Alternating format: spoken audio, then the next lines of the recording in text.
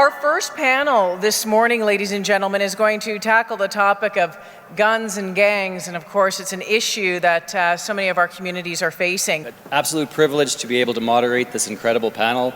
Law enforcement leaders from across North America that are going to just add, and they're really going to build on so much from what Chief Garcia has said. I couldn't do a better introduction than what Chief Garcia said, and certainly we're going to dive a little bit deeper into some of the nuts and bolts of some of the guns and gangs and how they're impacting our community in a variety of fronts. This also builds a lot from yesterday when we start talking about technology, data, trends, focused then from this morning a little bit with focused deterrence, innovation, innovative strategies. And so just, again, incredible segue and incredibly happy to be here.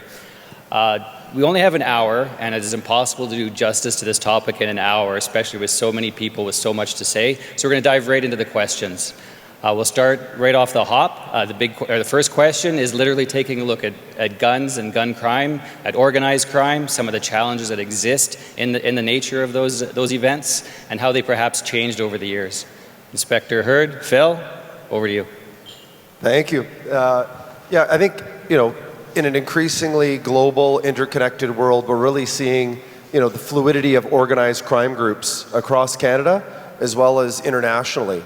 And we're seeing at all levels of organized crime. Even at the street level, we've seen, criminal organizations, street gangs from the prairies, from Montreal, moving into our downtown east side, which is an area where it's, heavily large prominence of open drug use, open drug trafficking. At the more violent end of organized crime, we've seen the MO that's emerged in the BC gang conflict really draws upon bringing in individuals, shooters, to conduct, high-profile, targeted murders. And these individuals are being increasingly brought out from other Canadian provinces, often Ontario, Quebec, and that's done specifically to try to thwart the resulting police investigation.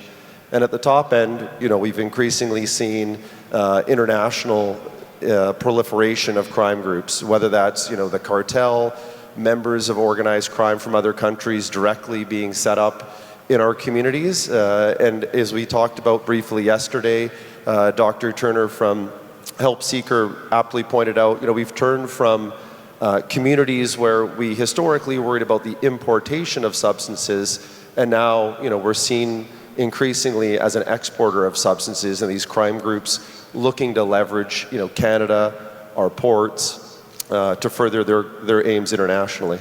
I will tell you, as we sit here today, City of Phoenix is the 5th largest city in the country with 1.7 million people and 2,573 police officers.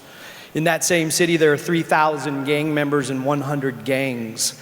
So we're outgunned and we're outstaffed as we impact that crime that they perpetuate in our city. I think the other mindset as we embark upon being modern in how we impact gang and gun violence is the thought process that there's no finish line in this damn game. There is no finish line in this. It's an infinite game. It's not a finite game. And if I told you today that we're going to go run 100 yards, is your way of thinking on how you're going to impact that going to be the same as if I told you you're going to keep running all day, every day? So I think as we look at some of the strategies that we'll talk about here in a little bit, I think it's incumbent upon all of us to frame our minds related to how these gangs have evolved over the years. It's not the 90s where, I'm going to date myself with a movie called Colors, Robert Duvall and Sean Penn, where they're standing on the corners in their colors gang banging. They're using these damn phones. They're running algorithms. They're super dialed in with apps. They don't care about their neighborhoods as much anymore. It's about the dollar. They'll cross-pollinate. And in my city, our city, we're in the Southwest. It's Tombstone. You can take your AR to the grocery store if you want. We impounded year-to-date 3,699 guns. I'm running 146 homicides this morning. That's down 26%. But the conversation needs to be, and we'll talk about some of these strategies, that if we don't evolve as they evolve, they win. So I'm super grateful to be here and have some deeper, richer conversations on how we're doing this. So we have 17 different divisions. The city has on a daily basis, just shy of 4 million people in the city. We have 17 divisions, all dealing with shootings, their major crime offices dealing with them separately. So we were having 17 different police services, essentially, doing that type of work. And what we were getting was inconsistent investigations. There was very little communication between the divisions on the work that they were doing, and there was not a very good transition from these shootings to our homicide or our holdups. And so a lot of the work was having to be redone. So what we've done is we've created central shooting teams. There are 2 teams. They work across the city. They have analysts embedded.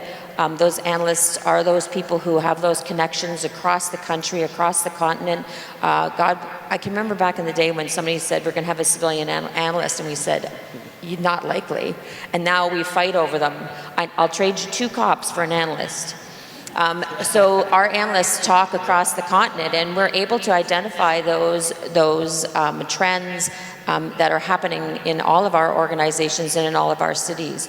What we do differently is when a shooting happens, the shooting team, the original officers, of course, attend. Shooting teams come out. They take over the investigation. Unless it's a holdup or a homicide, our teams will go directly. But what's special is that the neighborhood officers that are embedded in those communities, identified communities in the cities, are there right away. They know the folks who live in those communities. They're able to leverage those relationships to get that information to the officers who are investigating, who are at the front line, and then that investigation goes on its way. But what we also do is we liaise with our partners in the city, with those neighborhood officers, to make sure that supports then come into the city, into that identified neighborhood right away, to help them manage, because to Chief Garcia's point, it's not my neighborhood that's being held hostage by violence. It's other neighborhoods that really don't just need the cops, they need other folks to come in and help them manage through that time. And then when we move to arrest, I mean, chances are we used to go kick in the doors 5 a.m., 15 doors at a time. And we didn't realize the unintended consequence of that, and that was that we left a community shocked by our level of violence, and shocked because they really had been left in a vacuum. And so now when we do those takedowns, we do them surgically. We do them not en masse if we can avoid it. We have our community partners, city partners, well-versed in what we're about to do, and that's something as police officers we really have to get over, and that is trusting our partners that are not in law enforcement with information that historically speaking we wouldn't. Historically speaking, we thought it was secret. Well, there's really not much about what we do that's secret anymore. Just have to watch The Wire and it's all there for you. But we really have to trust those folks, and we really have to trust that they want a community as safe as we do, and allow them to be there with us, so that when those arrests happen, and we'll go talk about that bail reform, and those high offenders are kept off the streets, we can then get into those communities and help them do whatever it is they need to do to actually create an environment where those people, when they are released from custody, are unwelcome. And so it really is a full circle approach. Our intelligence, we never talked about intel when we talked about shootings before. Intel is everything. We had static products that were unhelpful, they were delayed, they were months delayed. Now we have several products that allow us to have I just got my shooting report every morning comes to me, exactly know where it is, those hot spots, those high hot spots, are they moving? Are we applying our resources where they need to be applied? And so it is really an all day, every day, not one time approach to how we deal with it in the city.